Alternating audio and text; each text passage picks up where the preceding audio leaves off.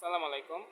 Fundamental of mathematics chapter 9 সংখ্যাতত্ত্ব এর একটি important math যা উদাহরণ 24-এ নিয়ে আজকে আলোচনা করব। অঙ্কটি এনএও 2012, 14, 19, 21 সালে আসছে। তো এবার যারা পরীক্ষা দিতেছে তাদের জন্য ম্যাথটি অনেক ইম্পর্ট্যান্ট। তো ম্যাথটি যদি আমরা প্রথম থেকে স্টার্ট করি, বলা আছে যে factorial 28 plus 233 is congruence to zero. Modulus bracket আছে মডুলাস 899। তো এটা যদি আমরা প্রমাণ করতে চাই এই টাইপের ম্যাথগুলোর ক্ষেত্রে আমাদের ফার্স্ট অফ অল মডুলাসে যে সংখ্যাটা দেওয়া আছে মডুলাস 899 এই সংখ্যাটা দেওয়া আছে, এটাকে আমরা এমনভাবে প্রকাশ করতে হবে যেন দুটি মৌলিক সংখ্যার গুণাকারে এটা আমরা প্রকাশ করতে পারি। তো আমরা যদি দুটা মৌলিক সংখ্যার গুণাকারে যদি প্রকাশ করতে চাই তো আমরা দেখব যে এটাকে আমি ভাঙায় যে 29 ইন্টু 31 আকারে লিখতে পারি। এই দুটা মৌলিক সংখ্যার গুণফল আকারে আমি 899টাকে লিখতে পারি। আমাদের প্রথম কাজ হচ্ছে এটা। সেকেন্ড কাজটা হচ্ছে আমরা উইলসনের উপপাদ্য থেকে জানি যে modulus P minus one plus one is congruence to zero modulus P. আচ্ছা, এই লাইনটি দ্বারা কী বোঝাচ্ছে?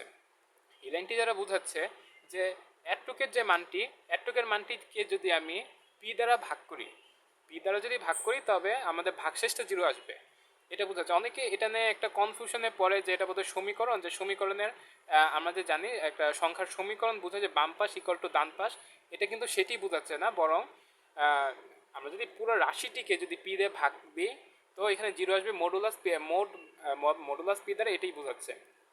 তো আমরা একবার 29 একবার 31 সংখ্যাটির ক্ষেত্রে পৃথক পৃথকভাবে এই সূত্রটি একবার ইউজ করবো। ফার্স্ট অফ অল 29-এর ক্ষেত্রে যদি আমরা এই সূত্রটি ব্যবহার করি, জাস্ট পি এর জায়গায় আমরা 29 বসাই দিব। তো আমার আসে যে 29 minus 1, 29 minus 1 plus 1 congruence to zero modulus 29।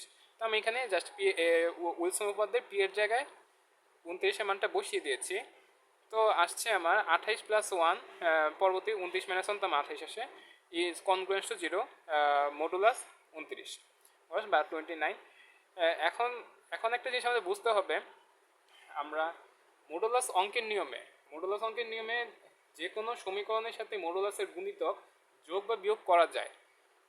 অর্থাৎ যে কোনো একটা সমীকরণের সাথে মডুলাসের গুণিতক, অর্থাৎ হচ্ছে এখানে আমি 29 ইন্টু 2 বা 29 ইন্টু 3, মানে যেরকম একটা আমি মডুলাসের গুণিতক এখানে যোগ বিয়োগ আকারে লিখতে পারি। কারণ এটা কিন্তু আমি সমীকরণ বোঝাচ্ছি না, বরং আমরা বোঝাচ্ছি যে এটাকে পুরো রাশিটিকে যদি আমি 29 দ্বারা ভাগ করি তাহলে কি ভাগশেষ জিরো আসছে কি না। পুরো রাশিটিকে যদি আমি 29 দিয়ে ভাগ দিই তবে আমার ভাগশেষ জিরো আসছে কি না। তো এর জন্য আমার এমন একটা রাশি নিব যেটা 29-এর গুণিতক। এখন যে কোনো রাশি নিলেই তো হবে না, যে কোনো রাশি নিয়ে আমার তো যে কোনো রাশি নিয়ে লাভ নেই। আমরা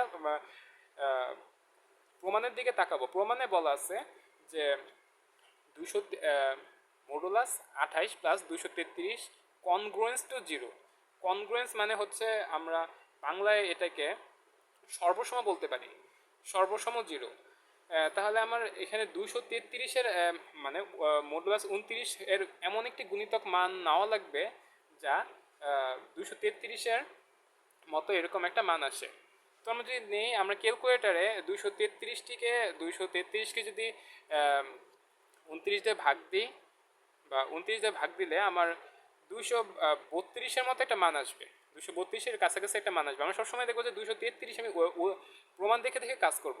যেহেতু প্রমাণে বলা আছে 233, তো আমরা যদি মডুলাস 29-এর সাথে যদি 8 গুণ করি তো আমার সাথে 232, আর 232-এর সাথে 1 যোগ করলে কিন্তু আমার 233 এসে পড়ছে। তো 233 এসে পড়লে এটা কিন্তু আমার প্রমাণের সাথে কিন্তু মিল আসছে, তাই আমি এই কাজটা করলাম। আর এই কাজটা আমি যে কোনোই করতে পারি, যে মডুলাসের গুণিতক যে কোনো আমি যোগ বিয়োগ করতে পারি, এই জিনিসটা আমাদের বুঝতে হবে। তো এটাকে আমি সমীকরণ 1 হিসেবে ধরলাম। সেকেন্ড হচ্ছে এই উইলসন উপপাদ্যটা এখন আমরা 31 সংখ্যাটির ক্ষেত্রে ব্যবহার করব। 31 সংখ্যাটির ক্ষেত্রে ব্যবহার করার জন্য জাস্ট পি এর জায়গায় যদি আমরা 31 বসিয়ে দিই, পি এর জায়গায় 31 বসিয়ে দিলে তো 31 31 minus 1 plus 1 congruence to zero modulus 31, এটা আমি লিখতে পারি। তো 31 মাইনাস 1 তো 30 আসে। তো আবার আগের মতোই, কিন্তু এখানে আমাদের কাজ করতে হবে। যেমন এখানে আমরা 29 মাইনাস 1 এখানে আমরা সবসময় যেহেতু আমাদের প্রমাণে যেহেতু 28 আছে, মডুলাস 28 আছে, তো আমরা সবসময় মডুলাস 28 আনার ট্রাই করব। এখানে তো মডুলাস 28 এমনিতেই এসে পড়েছিল যে 29 থেকে আমরা যদি 29 থেকে 1 মাইনাস করলে মডুলাস 28 আসে। কিন্তু এখানে কিন্তু 31 থেকে 1 মাইনাস করলে কিন্তু 30 আসছে, মডুলাস 18 কিন্তু আসছে না, মডুলাস 28 কিন্তু আসছে না। তো এটা বানানোর জন্য আমরা জানি ফ্যাক্টোরিয়ালের নিয়ম অনুসারে যে কোনো ধরেন 30 ফ্যাক্টোরিয়ালটিকে আমরা 29 মাইনাস 30 ইন্টু 29 ইন্টু 28 ফ্যাক্টোরিয়াল হিসেবে লিখতে পারি। 30 ইন্টু 29 ইন্টু 28 ফ্যাক্টোরিয়াল হিসেবে আমরা লিখতে পারি।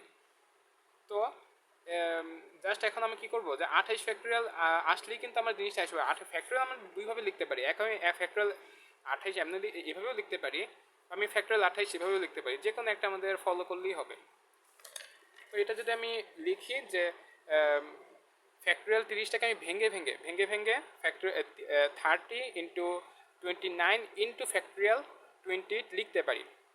পরবর্তীতে আমাদের কাজটা হচ্ছে আমরা 30 এবং 30 এবং 29কে এমনভাবে প্রকাশ করব যেন এই মডুলাস 31-এর মতো একটা মান আসে। মানে 31 দিয়ে আমি 30 এবং 29কে প্রকাশ করব। আমরা যদি দেখি যে 31 থেকে যদি 1 বাদ দিই তাহলে 30 আসে, এবং 31 থেকে যদি আমি 2 বাদ দিই তবে আমার 29 আসে। তো এটা আমি কেন করতেছি? এটা আমি করতেছি কারণ আমরা কিছুক্ষণ পরে বুঝতে পারবো কেন করছি। তো এখান থেকে আমি 30কে লিখতে পারি 31 মাইনাস 1 এবং 29কে লিখতে পারি 31 মাইনাস 2।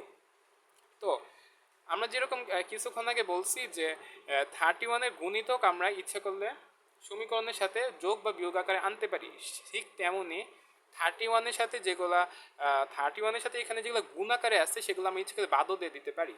তো এখানে 31-এর সাথে এখানে 31 আছে, তো আমি 31-এর সাথে যদি ভাগ দিয়ে দিই তাহলে আমার এখানে ই 31 আমি ভাগ দিয়ে দিতে পারি। কীভাবে? আমি মানে যেগুলো ভাগ করলে নিঃশেষে বিভাজ্য হয়, কারণ 31-এ ভাগ করলে কিন্তু নিঃশেষে কিন্তু বিভাজ্য হচ্ছে, এরকম সংখ্যাগুলো আমি এভাবে ভাগ করে বাদ দিয়ে দিতে পারি। তো পরবর্তী লাইনে আমি লিখবো জাস্ট 31টাকে বাদ দিয়ে -1 -2 এবং ফ্যাক্টোরিয়াল 28। তো এই লাইনটা লেখার পর তো -1 -2 = 28 ফ্যাক্টোরিয়াল আসে। তো এখন আমি আগের মতোই প্রমাণের দিকে তাকাবো। প্রমাণে 28 ফ্যাক্টোরিয়াল প্লাস 233 এই আকারটা আনার ট্রাই করব। তো এই আকারটা আনার যদি ট্রাই করি, আমাদের একটু বুঝতে হবে এখানে, আপনি একটু ভালো করে চিন্তা করে দেখুন যে মডুলাস 28-এর সাথে যে 233 আছে বা 233 আছে, এটাকে যদি আমি 2 দিয়ে গুণ করি, তাহলে এটাও কি আমার 2 দিয়ে গুণ হয়ে যাবে?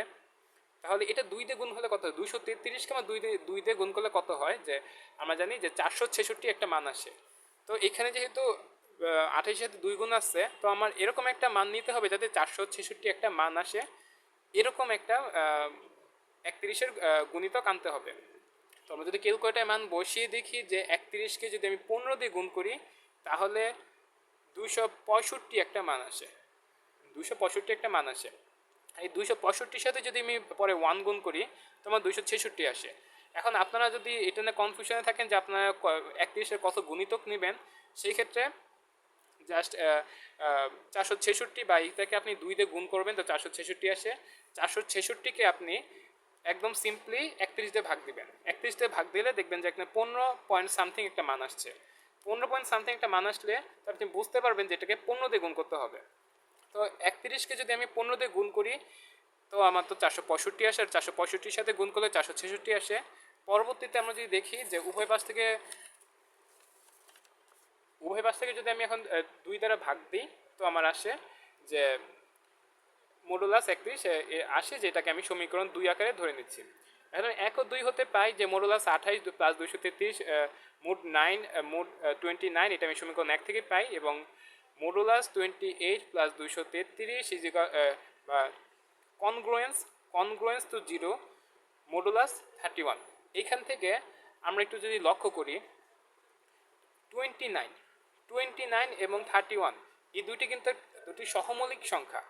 সহমৌলিক সংখ্যা আমরা জানি সহমৌলিক মানে কি, যে যদি মৌলিক সংখ্যা দুটি মৌলিক সংখ্যার মধ্যে যদি দুই পার্থক্য থাকে তো আমরা সেটাকে সহমৌলিক সংখ্যা বলতে পারি। আচ্ছা, যেহেতু এটা সহমৌলিক সংখ্যা, এই দুইটা গুণ করলে আমাদের আসে 899। 31 এবং 29 আমরা প্রথমেই দেখছি, এটা দুইটা গুণ করলে 899 আসে। তো এই দুইটি যেহেতু সহমৌলিক সংখ্যা এবং এই পুরা রাশিটি আপনারা দেখেন, এই যে এই পুরা রাশিটি নিচেই পুরো রাশিটি 29 এবং 31 দ্বারা নিঃশেষে বিভাজ্য, যার কারণে আমরা এখানে 0 লিখছি। তো এখানে 29 এবং 31-এর গুণফল যেটা 899টাও এই সংখ্যাটির দ্বারা নিঃশেষে বিভাজ্য হবে, বা এই সংখ্যাটিকে নিঃশেষে বিভাজ্য করবে। তো এটাই ছিল আমাদের প্রমাণটি। আই হোপ আপনারা বুঝতে পেরেছেন। না বুঝলে আপনারা কমেন্ট করে জানাবেন। আর নেক্সট কোন টপিকের উপর ভিডিও চান তাও অবশ্যই কমেন্ট করে জানাবেন।